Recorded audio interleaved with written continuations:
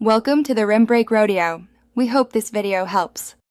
In this video, I will explain how to e-file income tax.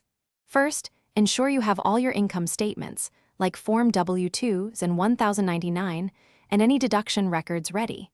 Next, select an IRS-approved e-filing method, whether it's commercial software or a free service. This preparation is crucial for a smooth and accurate submission process. We'll cover each step to make e-filing simple and stress-free for you. Once you've chosen your software, carefully input all your financial data. This includes wages, interest, dividends, and any applicable deductions or credits.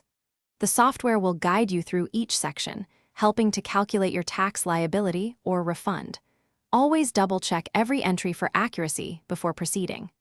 A thorough review prevents common mistakes and potential delays in processing your return. After reviewing your return, you'll electronically sign it using a prior year's adjusted gross income, or AGI, or a self-selected PIN. This acts as your digital signature. Once signed, transmit your return through the software. You should receive an immediate confirmation that your return was successfully sent to the IRS. Save this confirmation and a copy of your filed return for your records.